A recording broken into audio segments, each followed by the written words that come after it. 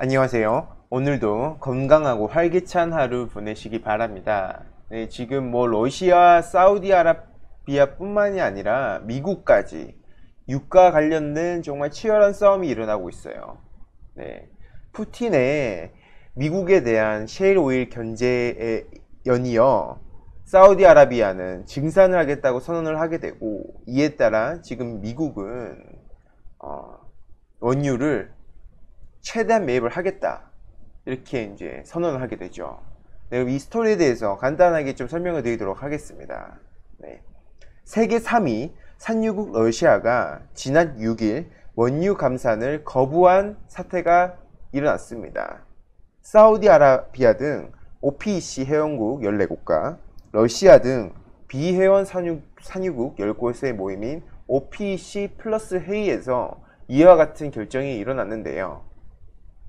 2016년 이후 OPEC 플러스 회원국들은 감산 정책을 협의해 오며 유가를 배럴당 50에서 60달러 선에 맞춰 생산량을 유지해 왔는데, 이틀이 붕괴돼 버린 겁니다. 그래서 이날 유가가 10% 이상 미끄러졌죠. 네, 장난 아니졌죠. 이에 따라 8일에는 이제 2위인 산유국 사우디가 다음 달부터 증산을 하겠다고 선언을 하게 됩니다. OPEC의 맹주 사우디가 증산에 나서면 원유 가격이 하락할 것은 불보듯 떠나죠. 이날 국제 유가는 30% 가까이 폭락을 하게 됩니다. 거의 국제 석유 시장이 패닉에 빠지게 되죠. 우한 코로나로 글로벌 원유 수요가 급감할 것으로 예상되는 상황에서 OPEC 플러스의 두 축인 러시아와 사우디가 각자 도생에 나서게 된 겁니다. 선전포고는 이제 다음 달 장기 집권을 위한 개헌 국민 투표를 앞둔 블라디미르 푸틴 러시아 대통령이 했는데요. 국민 투표를 앞두고 원유 증산으로 구멍난 재정을 메우기 위해서이기도 하지만 트럼프 대통령과 미국 셰일 업계를 정면 겨냥했다는 해석이 제기됐습니다. 그동안 러시아는 원유 감산이 매일 미국 셰일 업체에 배를 불린다는 주장을 해왔었는데요. 셰일 오일은 시추가 까다로워 생산 단가가 기존 원유보다 높다는 단점이 있죠. 그래서 이제 러시아가 석유 생산을 늘려 유가를 낮은 수준으로 계속 유지하면 원가 경쟁력에서 밀리는 미국의 셰일 업체들은 줄 파산으로 몰리게 되는데요. 경제 성과를 과시해온 트럼프에게는 오히려 이러한 사태가 발생하게 되면 큰 악재로 다가오게 되죠. 네. 이런 거에 이어서 이제 러시아와 유럽을 잇는 가스관인 노르드 스트림 2를 건설해 러시아산 가스를 유럽에 판매하겠다는 계획을 반대해서 온 트럼프 대통령을 향해 푸틴 대통령이 경고를 날린 것이라는 해석도 나오게 됐습니다.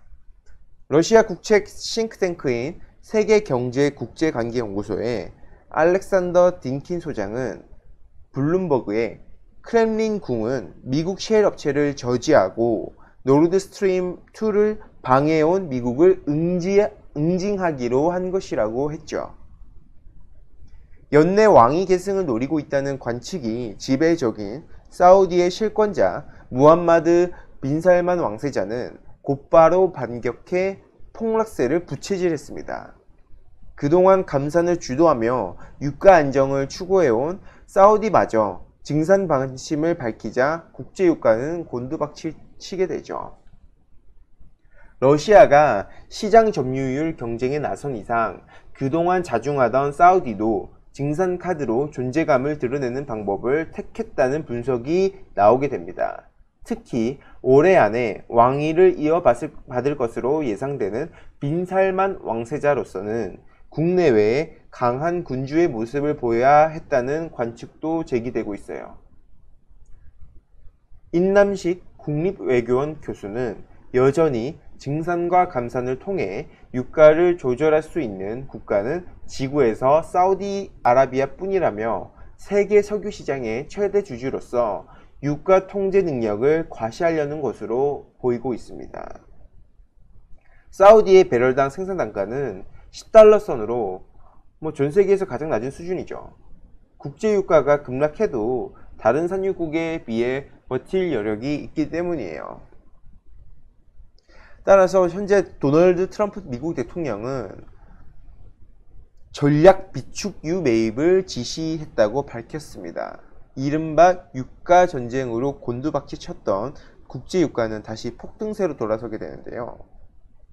트럼프 대통령은 이날 코로나 바이러스 감염증 사태와 관련해 국가 비상사태를 선포한 기자회견에서 에너지부 장관에게 매우 좋은 가격에 미국의 전략 비축유를 대량으로 매입하라고 지시했다고 합니다.